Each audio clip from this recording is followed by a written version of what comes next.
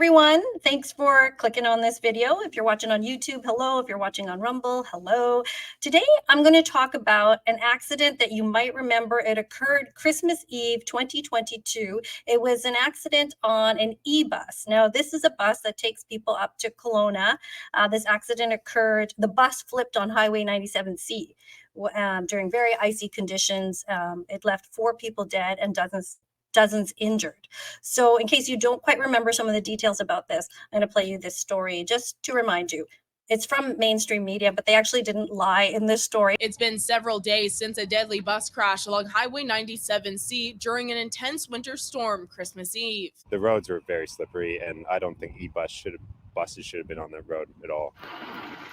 BC's Minister of Transportation and Infrastructure said the ministry issued a number of travel advisories prior to the crash. The Minister of Emergency Management and Climate Readiness, Owen Ma, and I both spoke about the extremely serious weather event approaching the South Coast during the weekend. We urged drivers to stay safe and avoid unnecessary travel. And as everyone saw, the storm was significant. Despite the advisories and many drivers reporting icy and dangerous conditions, the connector stayed open. Ultimately, between our maintenance contractor crews and our ministry staff that might be patrolling the highways and observing the conditions that we're seeing, we look at the weather forecasts and have a good understanding of what weather is coming into the area as well. And if we feel that it's going to be in a state where it's no longer safe for the public to travel the route safely, then we'll make that decision. The deadly crash follows yet another e-bus accident earlier last week, and during Tuesday's update, it was addressed that the province needs to do a better job in clearing the highways. The contractors were out with a full deployment of crew and equipment, and they were working hard all day on the road and advising the ministry about road conditions, which then informs the kinds of advisories we provide to the public. When asked if the ministry believes the bus should have canceled its trip, Minister Fleming had this to say. No, the advisories we gave was to, think about travel and whether it was necessary or not. Minister Fleming said 2 separate investigations into the crash are ongoing through the RCMP and Commercial Vehicle Safety and Enforcement. So joining me now is Ryan Federow. He's a former e-bus driver, and he has some thoughts on that accident that occurred. Like a lot of times we'll hear in the news, they're investigating, and then the story goes away. The story just dies. Now, I know you through a friend, and you were telling me about your experience as an e-bus driver. I just want to ask you, first of all, do you think that driver that caused that accident, not to blame him, I'm sure he's devastated, do you know at all if he was an experienced driver? From what I've heard, he was a new to e-bus. He was new. So yeah, like how new? Do you know? That I'm not sure of. Oh, okay. Now tell me a little bit about driving for e-bus. You were an e-bus driver for how long? 2.5 years, I think. Okay. Something like that, yeah. And you are no longer an e-bus driver. No. And tell me why. What happened? Vaccination policy. Okay.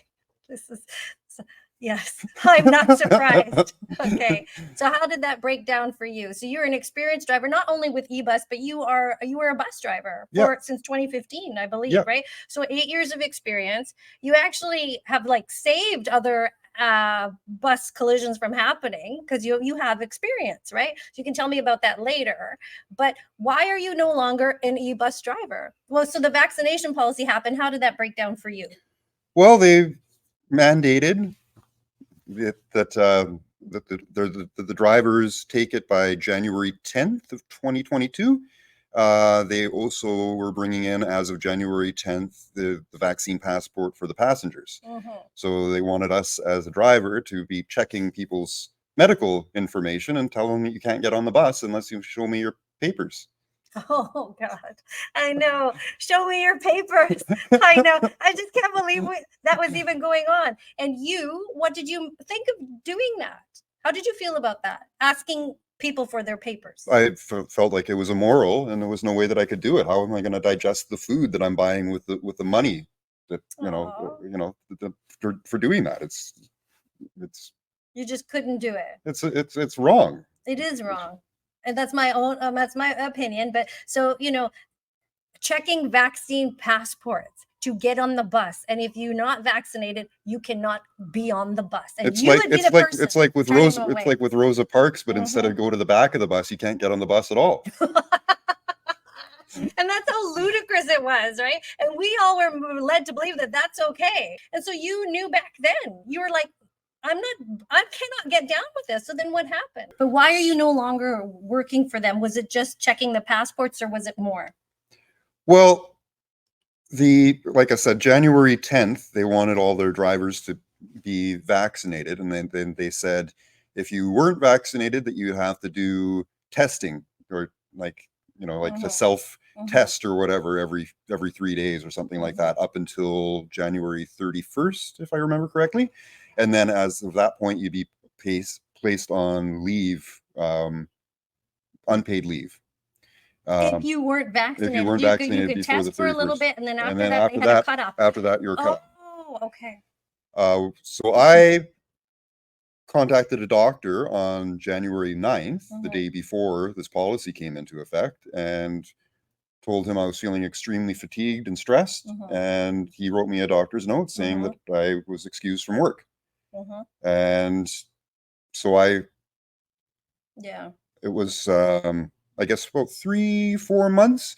And in the meantime, they had gotten rid of their vaccine policy. Okay. And after that, then I contacted eBus, the managers at eBus, saying, hey, I'm ready to come back to work now. When am I going to be on the schedule? And never received a response. No. Zero response. Oh, that's not good. That's not good because your leave was legit. That is a tremendous amount of stress to put on someone and anxiety. We all have been through stuff like that. And then when they got rid of the policy, how is it that they didn't hire you back? From what I hear from my former colleagues is that I had sent a notice of liability to eBus to do with their vaccination policy, and the company apparently felt threatened by my notice of liability that I sent. Oh, yeah, they get like that. They don't like that. Okay, so then you were this sort of wild card, loose cannon for them.